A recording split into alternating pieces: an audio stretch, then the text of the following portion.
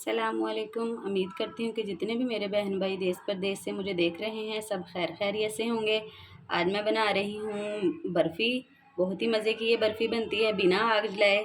मलाई बर्फ़ी बनाएंगे। इसके लिए मैंने ये ब्रेड लिए हैं, वाइट ब्रेड। इनकी साइडें उतार के और इनको मैंने ब्लेंड कर लिया है। इसको टेस्टी बनाने के लिए ये मिल्क लिया है, खुश्क दूध, ये चीनी है आधा कप। इसमें मैंने 3 से 4 इलायची डाल के इसको अच्छे से ब्लेंड कर लिया है। ये नारियल का परादा है आधा कप, ये लिया है। अब हम इसको अच्छे से मिक्स करते हैं।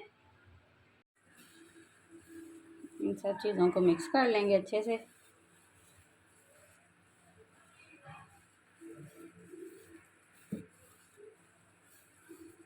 अब हम इसमें मलाई डालेंगे क्योंकि ये मलाई बर्फ़ी है।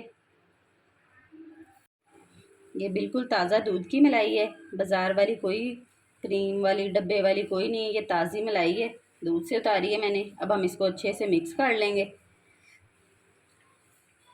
यकीन जाने बहुत ही मज़े की ये बर्फ़ी बन के तैयार होती है।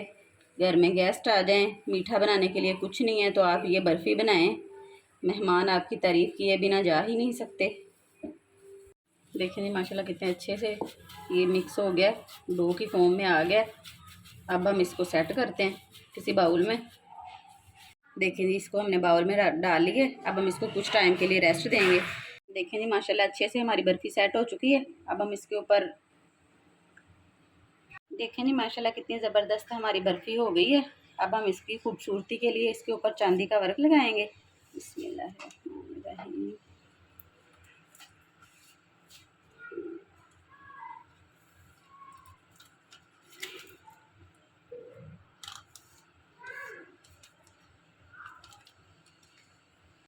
अब हम इसको थोड़ा सा गार्निश करते हैं।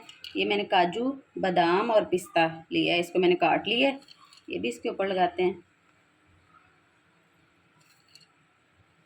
और हाथ की मदद से हल्का सा इसको पुश करेंगे ताकि ये इसके साथ चिपक जाएं।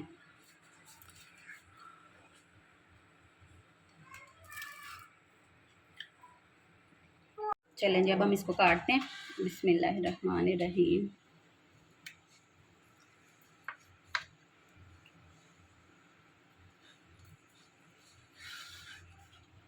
देखिए माशाल्लाह कितनी ज़बरदस्त लगने लग गई है। आप भी इसको ज़रूर ट्राई कीजिएगा।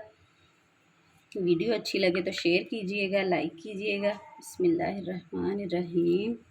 ये देखें माशाल्लाह कितनी ज़बरदस्त, माशाल्लाह माशाल्लाह।